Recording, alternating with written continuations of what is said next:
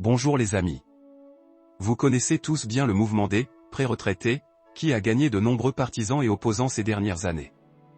Dès le début de leur carrière professionnelle, les jeunes épargnent une part extrêmement importante de leurs revenus afin d'arrêter de travailler entre 35 et 40 ans et de prendre une retraite anticipée, de se consacrer au voyage, aux loisirs et de prêter attention à leurs proches. Certains considèrent cela comme une illusion stupide, d'autres comme un rêve. Aujourd'hui, j'aimerais aborder ce sujet avec vous sous différents angles. Comment se fixer des objectifs financiers? Qu'est-ce exactement qu'une retraite anticipée, pour le psychisme humain, pour le sentiment de bonheur? En avez-vous vraiment besoin? Pour l'avenir, je dirais tout de suite que c'est nécessaire, mais pas pour tout le monde. Examinons quelques pièges psychologiques qui peuvent vous attendre de cette manière. Ainsi, dans mes anciennes vidéos sur cette chaîne, j'ai abordé à plusieurs reprises le thème de l'accumulation d'argent et de capital, en parlant du taux d'épargne rationnel, du principe de proportionnalité. Pour faire simple, si vous gagnez des millions, mais que vous ne mangez que des pâtes instantanées tous les jours et que vous vous limitez dans tout, alors vous êtes, pour le moins, une personne stupide. Mais l'autre extrême, si vous êtes un dépensier et que vous dépensez absolument tout ce que vous gagnez sans laisser de traces, cela ne mène généralement à rien de bon non plus. C'est pourquoi, comme toujours, le juste milieu est important. Comme dans toute affaire, le principe de proportionnalité est essentiel. Malheureusement, les personnes ayant un faible niveau de littératie et d'éducation financière ne savent pas toujours comment respecter ce principe de proportionnalité des dépenses et des revenus. Par exemple, acheter une voiture pour son usage personnel qui coûte plus de 6 mois de revenus est un gaspillage dans la compréhension du modèle capitaliste occidental. Mais dans les pays du soi-disant jeune capitalisme, dans les pays en développement, nous voyons de tels des exemples de comportement des gens très souvent. Épargner pour une nouvelle voiture chère, et à ce moment-là, il est lui-même endetté et a un modeste salaire mensuel.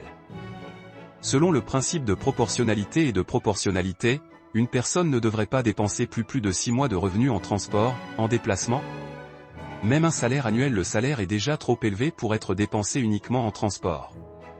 Les prêts et les versements masquent souvent une telle extravagance, comme s'ils étaient étalés en une fine couche, répartissant les dépenses dans le temps. Et il commence à sembler que les dépenses sont justifiées et proportionnelles aux revenus. Mais ce n'est pas vrai, c'est souvent une illusion. Lorsque les revenus et les dépenses sont répartis de manière égale, alors absolument tout le monde peut investir sans douleur au moins 10% de ses revenus, même les personnes avec un petit salaire initialement. C'est ce qu'on appelle l'hygiène financière. Comme se brosser les dents le matin ou prendre une douche régulièrement. 10% suffisent-ils pour une retraite anticipée? Bien sûr que non. Cela peut vous apporter un certain coussin de sécurité et vous donner confiance en vous. Mais pour épargner en vue d'une retraite anticipée, vous devez disposer d'un taux d'épargne beaucoup plus élevé, de 40 à 50% et plus. Et ce n'est pas tout le monde peut se le permettre. En raison de nuances purement psychologiques ou basées sur la valeur nominale du salaire. Le principe est simple, plus les revenus sont élevés, plus la part qu'une personne peut théoriquement consacrer aux investissements est importante, de sorte que d'une part ses besoins fondamentaux soient couverts, mais aussi le principe d'harmonie dans sa vie personnelle et ses relations familiales est respecté. Si votre partenaire, votre famille, vos proches ne partagent pas votre point de vue, ne partagent pas les mêmes idées, alors les expériences de retraite anticipée ne mèneront probablement à rien de bon. Il y aura des querelles et des perturbations. Dans les relations en société. La vie est un phénomène beaucoup plus complexe et aux multiples facettes que ce qui est écrit dans les manuels d'économie et que les partisans de la retraite anticipée tentent de l'imaginer. Il existe de nombreuses variables, outre le taux d'épargne. Les situations de vie des gens peuvent être différentes. Mais le seul critère ne peut être que le bonheur d'une personne, sa vie harmonieuse, apportant satisfaction, harmonie avec la société. Si vous êtes à l'aise, par exemple, en investissant 80% de vos revenus, alors s'il vous plaît. Si vous n'êtes pas à l'aise, alors vous ne devriez pas faire de grands efforts, empoisonner votre vie ainsi que celle des gens autour. Il ne peut y avoir de dogme ni de règles strictes dans ces domaines. 10%, s'il vous plaît. C'est une sorte de niveau d'hygiène de tout civilisé personne. Si plus, alors seulement à volonté et avec prudence, en gardant un œil sur vos sentiments. Quelles astuces et excuses psychologiques peuvent être utilisées en psychothérapie? Par exemple, appelez cela acheter votre indépendance et votre liberté financière. Les gens qui appartiennent au mouvement des pré-retraités raisonnent à peu près ainsi: j'ai reçu un revenu pour le mois, alloué à 50% aux investissements, ce qui signifie que je me suis acheté un mois supplémentaire de liberté, c'est-à-dire un mois de dépenses tout en étant au chômage. Point. En tenant compte du multiplicateur d'investissement et des intérêts composés, la quantité de temps acheté augmentera constamment. Plus le taux d'épargne est élevé, plus une personne achète de mois de liberté conditionnelle. La liberté et la non-liberté sont aussi des concepts exclusivement philosophiques, non scientifiques. Dans la compréhension d'un investisseur, c'est la possibilité de ne pas aller travailler, d'appartenir uniquement à soi-même, de faire seulement ce que l'on veut et quand on veut. Pour les gens avec une mentalité de « bourreau de travail », c'est une véritable torture. Ces personnes n'ont généralement pas de passe-temps, elles ne savent pas quoi faire d'elles-mêmes pendant leur temps libre. En un mot, elles sont aussi un type plutôt instable psychologiquement de personnalité et de caractère. La valeur du travail pour ces personnes est remplacée par la valeur de la socialisation. Le travail est lui-même la vie, dans la compréhension de ces personnes. Ils sont tout simplement incapables de socialiser en dehors du travail. Cela s'accompagne généralement d'une faible estime de soi, de problèmes psychologiques. Le paradigme, aller au travail et se lever tous les matins avec un réveil, n'est pas seulement un rituel, mais pour certains cela devient le sens de la vie. C'est pourquoi le mouvement « pré-retraité » ne convient pas à beaucoup de gens, il provoque des malentendus et même de l'irritation. De plus, des mécanismes biologiques sont également impliqués. Pourquoi beaucoup de gens, beaucoup d'hommes, après 40 à 50 ans, commencent-ils à devenir déprimés et à commettre des actes extravagants? La réponse est simple, cela est programmé par l'évolution et nos rythmes biologiques. Le psychisme d'une personne, un animal appartenant à l'espèce Homo sapiens, est conçu de telle manière que nous devons constamment faire quelque chose, prouver aux autres et à nous-mêmes que nous sommes nécessaires pour quelque chose. Ce mécanisme évolutif a été inventé pour faire simple, libérer le territoire. Après avoir rempli notre fonction reproductive, accoucher et élever des enfants, après 40 ans commence ce qu'on appelle la crise de la quarantaine, une période psychologiquement dangereuse. Nous voulons ressentir rechercher, socialiser. Et on semble se poser constamment la même question, pourquoi suis-je ici, pourquoi devrais-je continuer à vivre? La mission biologique, procréation, progéniture, est déjà accomplie. Et puis quoi? Et notre cerveau commence à nous envoyer des signaux particuliers, effet secondaire du manque d'emploi. C'est pourquoi de nombreux hommes à 40 ans tentent de relancer le programme biologique, quitter leur femme et retrouver une jeune maîtresse, une nouvelle passion, pour refaire ce chemin biologique. Ou tout simplement ils sombrent dans l'ivresse, l'autodestruction, souffrent de dépression sévère. Pourquoi suis-je ici dans ce monde? Allez, faites de l'espace, faites de la place aux jeunes. C'est à peu près la même chose qui arrive quand on prend sa retraite tôt. Dépression sévère, maintenant tu n'as plus besoin d'aller travailler. Mais le besoin d'être utile à la société n'a disparu nulle part. Et ici, il est très important de trouver quelque chose à faire, un passe-temps qui vous aimerait et en même temps procurerait ce sentiment d'être demandé, d'être nécessaire par votre famille, les gens, la société. Un piège psychologique lié à la biologie et à l'évolution, dans lequel tombent presque tous ceux qui prennent une retraite anticipée. Et pas seulement tôt. Les bugs de notre conscience ne nous permettent pas de jouir psychologiquement de la liberté, de nous libérer, de nous ouvrir au monde des gens. La psychothérapie dans de telles situations n'est pas toujours efficace, une dépression aussi forte peut attendre. Surtout dans les pays fermés, non libres, avec une conscience collectiviste, où nous avons été élevés dans l'esprit du collectivisme, des valeurs se forment un peu différemment et la valeur de la liberté, le temps libre ne joue pas un rôle aussi dominant. Une personne non libre peut-elle être heureuse? C'est une question qui s'adresse plutôt aux psychologues. Je pense que c'est possible. L'homme, en principe, est créé pour le bonheur, comme un oiseau pour voler. Dans toutes les conditions, il s'adapte à la vie et, bien sûr, peut se sentir heureux même dans des conditions de manque relatif de liberté. Nous entendons des personnes âgées, il était heureux pendant qu'il travaillait, mais dès qu'il partait à la retraite, triste. Même en prison, selon les psychologues, certaines personnes peuvent se sentir heureuses. À leur manière, mais heureux. Ce moment, à mon avis, a été très clairement démontré dans le film culte The Shawshank Redemption.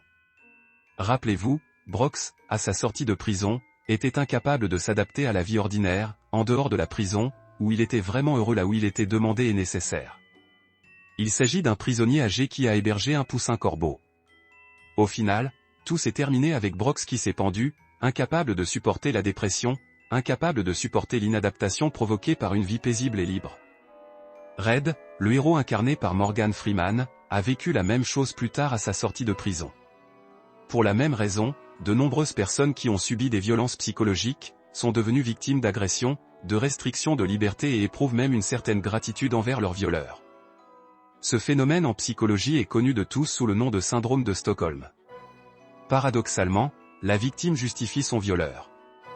Les raisons résident également dans la neurobiologie de notre cerveau, dans ces attitudes évolutives qui nous sont inhérentes par nature. Je le répète, la question de l'inconfort psychologique lors d'une retraite anticipée est plutôt une question de nature philosophique, se situant sur le plan de la philosophie et de la psychologie humaine, de la vie humaine. Comment gérer cela? Trouvez des activités à la retraite qui vous impliqueront dans la communication et créeront des avantages pour la société. Écrivez des livres, des mémoires, participez à des activités éducatives, des loisirs ou bloguez sur les réseaux sociaux. Tout ce qui trompera notre cerveau, nos tendances évolutives et biologiques autodestructrices, créera une certaine illusion que la nature a encore besoin de nous, de la société et des autres. Besoin de nous. Autre malheureusement, il n'y a aucun moyen. Travailler à la retraite est toujours nécessaire, il est tout simplement vital pour notre psychisme. Quelle est la différence fondamentale entre le travail obligatoire et le travail bénévole? Vous ne pouvez à aucun moment refuser de travailler. Je connais beaucoup de gens qui ont essayé de transformer leur passe-temps favori en travail. Et beaucoup, curieusement, n'ont pas réussi. Par exemple, une fille aimait fabriquer des jouets intéressants à partir de perles pendant son temps libre. Mais quand elle le faisait au gré de son âme, pendant son temps libre, c'était une histoire. Mais quand elle a trouvé un emploi et s'est inscrite comme artisan, quand certains projets, obligations, commandes sont apparus. Tout cela, pour une raison quelconque, a cessé de lui apporter autant de plaisir qu'à l'époque du hobby. Il y a donc une grande différence entre le bénévolat à la retraite et le travail obligatoire pour lequel votre employeur vous verse de l'argent. À la retraite, vous pourrez avec plaisir cultiver des légumes dans votre jardin. Est-ce que c'est du travail? Bien sûr, un travail qui apporte une agréable sensation de fatigue, un sentiment de besoin et un bénéfice pour votre famille. Mais ce n'est pas du travail salarié. Par conséquent, vous ne devriez pas vous convaincre qu'une retraite anticipée est mauvaise et vous ne devriez pas lutter pour l'indépendance financière, disent-ils, il s'agit d'un syndrome de retard de vie, comme le suggèrent certains psychologues. Ce n'est pas vrai, ou seulement en partie vrai. La retraite anticipée, la liberté et l'indépendance par rapport aux obligations sont un phénomène merveilleux et sain qui, avec la bonne approche, peut rendre votre vie plus heureuse. Si vous communiquez étroitement avec les représentants du mouvement FIR, vous serez surpris de découvrir que leurs unités de mesure ne sont ni le dollar, ni l'euro, ni le yen. Ils ne mesurent tout qu'en fonction du temps, des mois de vie gratuite sur leur future pension conditionnelle. Par exemple, avant d'acheter une voiture à 20 000 $, ces personnes pèseront le pour et le contre. Est-ce que 2 ans de mon temps, ma vie valent les bénéfices potentiels que je recevrai si j'achète cette voiture? Si cela en vaut la peine, alors, bien sûr, vous devez l'acheter. Si la valeur du temps et la valeur de la vie d'une personne sont plus élevées, elle refusera très probablement un tel achat, trouvera une sorte de compromis option. Si vous fermez les yeux et imaginez que vous serez suspendu pendant 2 ans de prison et que vous serez obligé de travailler pendant 2 ans sans salaire. Vous êtes comme un écureuil dans une roue, ces 2 années vous me levez à 7 heures du matin et travaillez pour rien, alors le choix d'acheter une voiture ne semble plus si évident. Mais les gens raisonnent généralement ainsi, eh bien, j'ai travaillé honnêtement, économisé cet argent. Ai-je le droit de le dépenser, de me chouchouter? Bien sûr, vous avez le droit. Tout dépend des questions que vous vous posez, de la façon dont vous formulez votre but et objectif. Quelles sont vos valeurs? Ce n'est pas en vain qu'ils disent, cette personne a une âme bourgeoise et des valeurs mondaines, elle ne s'engage pas dans la charité, ne pense pas au spirituel, au temps, aux choses mondiales, sur la valeur de la santé, par exemple, mais ne dépense tout que pour lui-même, pour sa consommation. Habitude des Philistins, avoir une voiture chère, une maison luxueuse, certainement avec des rénovations coûteuses, avec des colonnes de style néoclassique et des toilettes dorées dans les toilettes. Habitude des Philistins. Les gens vraiment riches, par exemple Elon Musk, pensent davantage sur les problèmes mondiaux. De la conquête de l'espace, d'empêcher les gens de souffrir et de mourir dans les guerres. Il vit dans une modeste maison pliable non loin de son bureau ou dort même sur un canapé lit, porte des t-shirts simples mais confortables. Tout dépend des valeurs d'une personne, de la fixation d'objectifs, de la vision du monde. Une personne raisonnable qui commence à penser au temps, La première chose qu'elle fait habituellement est d'ouvrir une simple feuille de calcul dans Excel et d'écrire ses revenus et ses dépenses. Pourquoi la famille et les amis deviennent-ils souvent le plus grand obstacle à l'investissement, à la réalisation de l'idée de vivre avec du capital? Toute personne inspirée par l'idée d'investir 50% ou plus de ses revenus sera inévitablement confrontée au besoin d'avoir des personnes partageant les mêmes idées dans son cercle social, dans son environnement. Et la première chose que la femme une personne dit habituellement lorsqu'elle discute de ce sujet lors d'un conseil de famille: « Toi, espèce d'imbécile? Dans quel pays vis-tu? Ils vont tout enlever, j'ai décidé d'accumuler ces bonbons emballages. Dans notre état, vous ne pouvez rien accumuler. » Il n'y a pas que votre peuple qui vous dira la même chose. Parents, mais aussi amis. Comment se fait-il, échanger volontairement l'argent gagné aujourd'hui contre une future indépendance financière? N'achetez pas une nouvelle voiture BMW, mais, par exemple, une Toyota Corolla à petit budget. C'est très difficile d'expliquer aux proches s'ils ne veulent rien comprendre, ils ne veulent pas économiser. C'est pourquoi cela ne convient absolument pas à tout le monde. Plusieurs circonstances réussies doivent se réunir en même temps. Une épouse ou un mari partageant les mêmes idées, qui comprend le mécanisme, comprend la valeur du temps, comprend la transparence des outils. Sinon, vous ne devriez même pas essayer ça. Les femmes comprennent généralement les valeurs tangibles, matérielles. Par exemple, les appartements, les investissements immobiliers. Il leur est très difficile de leur expliquer et de les convaincre du besoin d'investir en bourse, d'acheter des fonds indiciels, des obligations, des sortes de reconnaissance de dette. Surtout pendant ce qu'on appelle la période de nidification, lorsque votre femme enceinte, toute votre famille attend la naissance d'un enfant. Durant cette période, les femmes sont particulièrement enclines à faire des réparations, à commencer à acheter un bien immobilier. Mais quand une femme est intelligente et qu'elle peut elle-même venir sentir les murs de la maison avec ses doigts ou entrer dans un appartement, elle comprend elle-même la valeur et la mécanique des investissements que vous lui proposez. Dans ce cas, il n'y aura probablement aucune objection de sa part. Souvent, lorsque vous dites « ma femme ne me soutient pas et ne me comprend pas », vous ne savez tout simplement pas comment parler avec vos proches, vous ne savez pas comment expliquer et faire des compromis. Et c'est là le problème. Votre conjointe est-elle si stupide qu'elle ne comprend pas la valeur du temps et du temps libre? Elle veut travailler toute sa vie et n'apprécie pas la liberté? Non, ce n'est pas vrai. C'est juste que vous lui avez probablement proposé quelque chose de mal. Pas les types d'investissements qu'elle comprend. Elle ne peut pas comprendre les crypto-monnaies et les titres, elle est sceptique quant à tout type d'investissement dans des titres de créance. Alors votre tâche est de choisir exactement ce qui suscitera son approbation et sa pleine compréhension. Expliquer les mécanismes de constitution d'une retraite complémentaire est en effet parfois une tâche difficile, mais néanmoins réelle.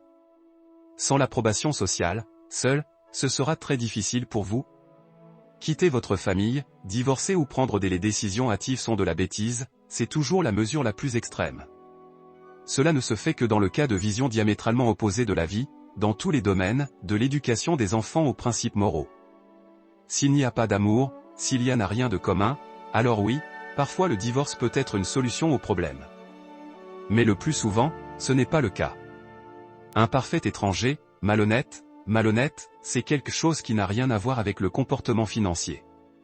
À propos, sur cette chaîne, il y avait une vidéo utile sur ce sujet, intitulée « Comment reconnaître une personne honnête ».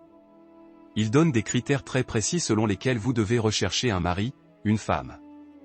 Et pas seulement un partenaire de vie, mais aussi des amis, juste des personnes avec qui vous communiquerez. Et le principe de décence, aussi étrange que cela puisse paraître, est essentiel. Comment reconnaître une personne honnête, à quel marqueur? Je laisserai un lien vers cette vidéo dans les conseils, assurez-vous de la regarder. Donc, l'idée clé est l'idée de l'anticonsommation. Ce à quoi beaucoup de gens arrivent, mais malheureusement, glissent souvent à l'extrême.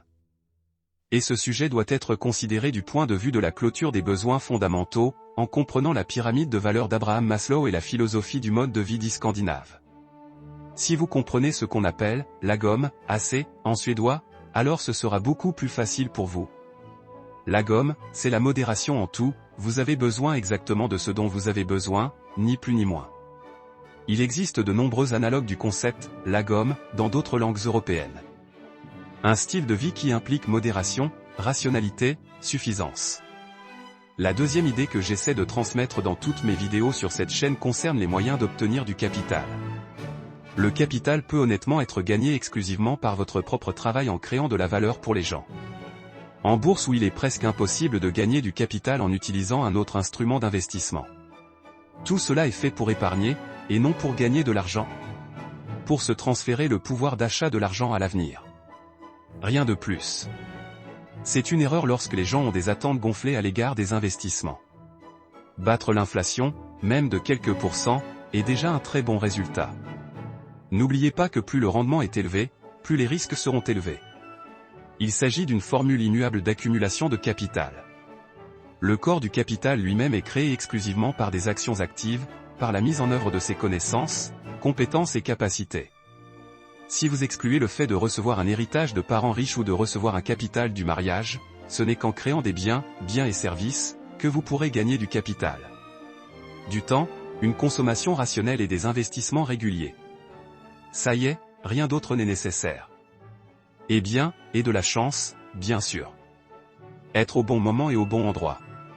C'est ainsi que fonctionne la nature et la vie humaine elle-même, aussi injuste que cela nous semble souvent. Mais, malheureusement, il me semble que 80 à 90% de tous les gens qui écoutent des vidéos sur cette chaîne, même s'ils ont entendu cette idée à plusieurs reprises, ne la comprennent toujours pas complètement. Et ils continuent de se demander quelle action acheter, dans quoi investir. Ils ne comprennent pas que cela ne vaut absolument pas la peine de s'y intéresser. Le capital est généré en dehors de la bourse et non sur celle-ci. La régularité est importante, le taux d'épargne est important et le temps est important. Tout le reste n'a pas d'importance. Que vous recherchiez des actions spécifiques ou achetiez des indices comme le S&P 500 n'a aucune importance. Il est important d'apprendre à vaincre l'inflation. Tôt ou tard, si vous investissez régulièrement sur une longue période, vous deviendrez quand même riche. Que vous achetiez des actions, des obligations, de l'or ou que vous utilisiez des dépôts bancaires, le résultat à long terme sera toujours à peu près le même, vous deviendrez toujours riche. Mais, apparemment, jusqu'à ce que de nombreuses personnes commettent leurs propres erreurs, il est très difficile pour beaucoup de réaliser cette sagesse. Ils demanderont toujours, dans quoi devriez-vous investir exactement ? Imaginez que le capital est constitué d'un grand nombre de colis postaux que vous essayez d'envoyer à votre futur moi via différents services postaux. Dans votre pays, par exemple, il existe 5 à 6 services postaux. Alors distribuez. Oui, sur l'un de ces services, il peut arriver que la marchandise se perde et n'arrive pas. Elle peut arriver froissée ou endommagée. Tout est comme avec les investissements. Cela risque, mais l'essentiel est qu'avec un degré de probabilité élevé, si vous avez envoyé le colis aujourd'hui, si vous avez écrit correctement le code postal et l'adresse, alors le colis sera arrivé dans quelques temps. Dans près de 99,9% des cas, il arrivera certainement. Il n'arrivera avec une probabilité de 100% que dans un seul cas, s'il n'est pas envoyé du tout. Exactement la même analogie avec les investissements. Il y a des dépôts, il y a des actions, des obligations, des États et des entreprises, il y a de l'immobilier résidentiel, il y a de l'immobilier commercial, il y a des métaux précieux et plusieurs autres types d'instruments d'investissement, à la fois plus risqués, avec un rendement légèrement plus élevé, et moins risqués.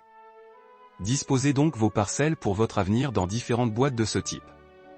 Et ils arriveront certainement, ou du moins la part du lion des colis arrivera certainement. Bien sûr, il vaut mieux étudier quel bureau de poste emploie des employés les plus attentifs, quel véhicule ils utilisent pour transporter ces colis, à quelle vitesse ils seront acheminés. Livrés, quelles sont les conditions.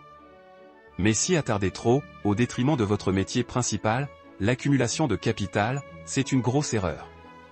Ils ne vous enverront toujours que ce que vous avez mis dans ces colis, rien de plus. Ne comptez pas sur l'argent facile. Et c'est la sagesse que je partage absolument ouvertement et sincèrement. Posez-vous uniquement les bonnes questions. Abonnez-vous à la chaîne. Merci de votre attention. Au revoir, à bientôt.